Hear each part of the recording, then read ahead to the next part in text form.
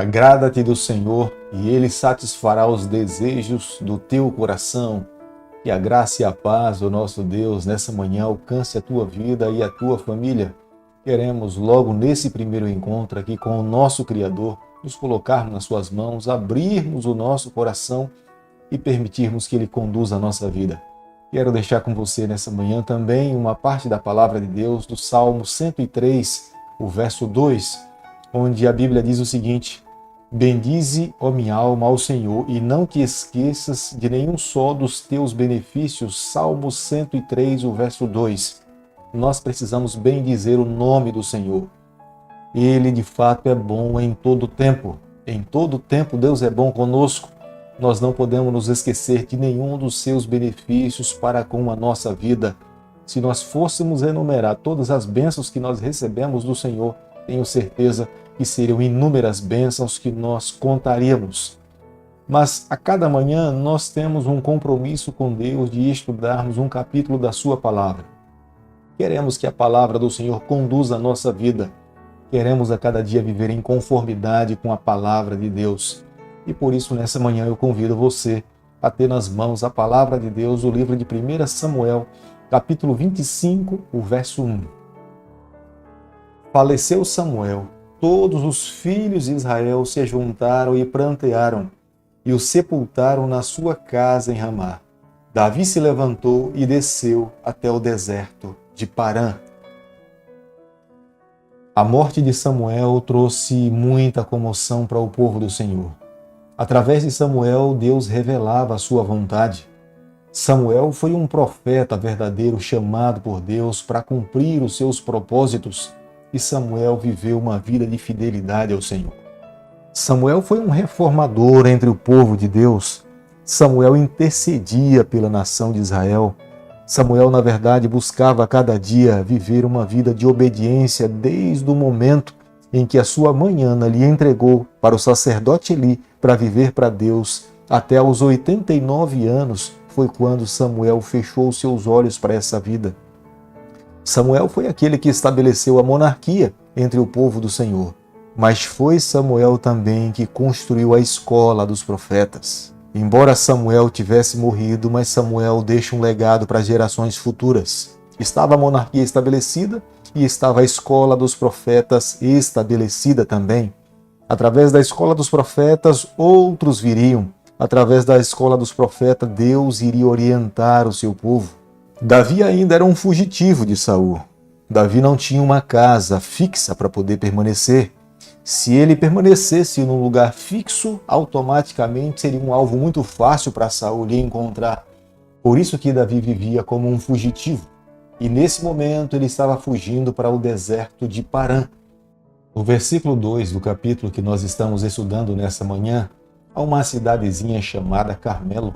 Ela ficava a 2 quilômetros de Maom, no topo das montanhas. Foi nessa cidade, no topo dessas montanhas, lá em Carmelo, que Elias lutou com os profetas de Baal. Nabal era morador da cidade do Monte Carmelo. O significado do seu nome Nabal era tolo sem juízo. Embora estivesse casado com Abigail, o significado do nome da sua esposa era bela, agradável. Nabal era um homem rico, possuía muitas ovelhas, tinha muitas posses. Nesse período estava no período de tosquiar as ovelhas. Era um momento muito alegre, onde todos celebravam as bênçãos recebidas. Nesse período, Davi ainda vivia como fugitivo. Nessa região, ele se refugiou por um período de tempo. Estando por ali, livremente ele escolheu proteger o rebanho e os pastores de ovelhas de Nabal. Pelo fato de Davi ter protegido e amparado os pastores de Nabal, ele sentia a necessidade de receber alguma recompensa. E envia 10 homens para que fosse falar com Nabal, para que ele pudesse mandar algum tipo de alimento. Mas as palavras de Nabal são palavras de desaprovação. Quem é Davi, filho de Jessé? Eram palavras de menosprezo. Eram palavras duras que determinavam que ele não tinha nenhuma ligação, nenhum dever em poder ajudar de alguma forma. Quem é o filho de Jessé para que eu possa dar o meu pão, a minha água? Nabal, de fato, era um homem mesquinho, não estava disposto a ajudar a ninguém. Sabendo a sua esposa Abigail de todas as palavras que o seu esposo tinha declarado, ela se antecipa ao mal que poderia acontecer. 1 Samuel, capítulo 25, verso 18, a Bíblia diz o seguinte: Então Abigail tomou a toda pressa 200 pães, 2 odres de vinho, 5 ovelhas preparadas, 5 medidas de trigo tostados, 100 cachos de passas e 200 passas de figo, e os pôs sobre o jumento. Sabendo Abigail de todo o mal que o seu esposo tinha feito, ela se antecipa ao pior que poderia acontecer. Ela prepara esses presentes, coloca sobre o jumento e vai atrás acompanhando os seus servos. Quando ela se encontra com Davi, ela se prostra ao chão. Era uma demonstração de humildade, era uma demonstração de respeito. Davi estava com 400 soldados, 200 soldados tinham ficado cuidando das bagagens, mas Davi estava com 400 soldados armados até os dentes. O objetivo de Davi era matar todos os homens.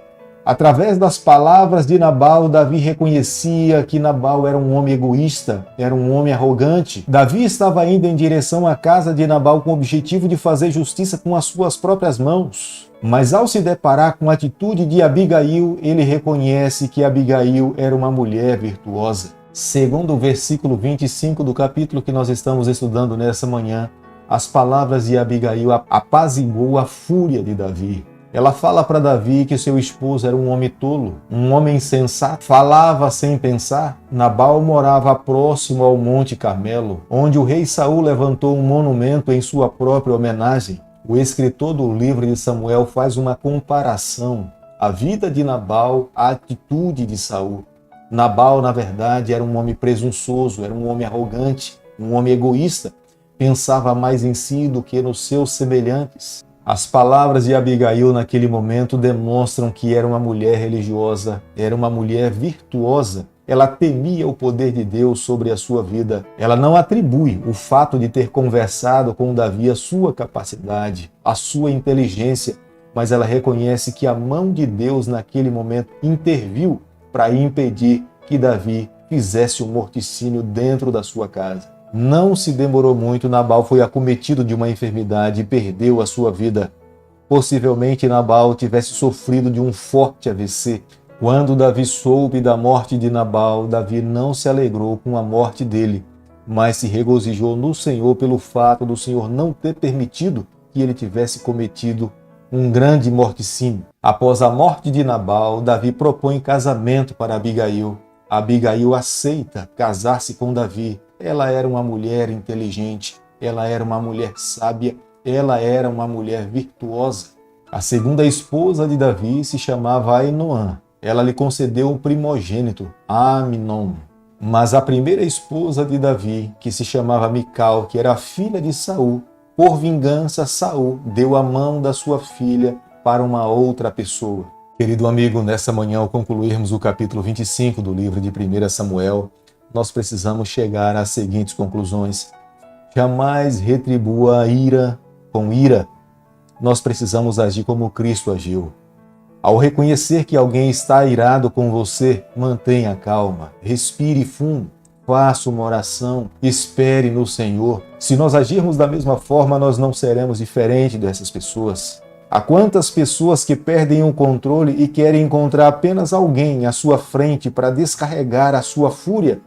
Mas se encontrar alguém que está escondido no Senhor, toda a sua fúria será em vão. Ao responder esse tipo de pessoa, tenha certeza que a sua resposta é branda, ela é controlada pelo Espírito e que as suas palavras não irão atingir as outras pessoas. Aqui fica uma segunda lição. Deus se preocupa assim com as nossas emoções. Deus se preocupa com os nossos sentimentos. Quando nós estudamos a palavra de Deus, nós podemos ver claramente que o Deus que nós servimos, Ele está interessado que nós vivamos em paz, que nós vivamos uma vida de amor, que nós vivamos uma vida de conformidade para com os nossos semelhantes.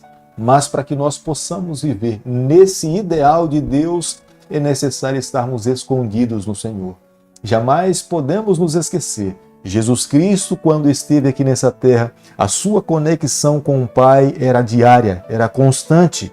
Se nós quisermos também viver uma vida controlada no Espírito, é necessário constantemente também nos voltarmos para Deus e permitirmos que Ele conduza a nossa vida. Por isso que nessa manhã quero convidar você para que nós possamos nos esconder no Senhor, que nós possamos matar o nosso eu, que possamos fazer um sacrifício vivo a cada dia e permitir que o Senhor conduza a nossa vida. Querido Pai, nas Tuas mãos nessa manhã nós nos colocamos. Confessamos as nossas falhas, permanece ao nosso lado, é o nosso pedido e a nossa oração, e nós fazemos em nome de Jesus. Que o Senhor te abençoe e te guarde, que Ele faça resplandecer o seu rosto sobre você, que Ele tenha misericórdia de você, que sobre você nessa manhã Ele levante o seu rosto e conceda a sua paz em nome de Jesus. Amém.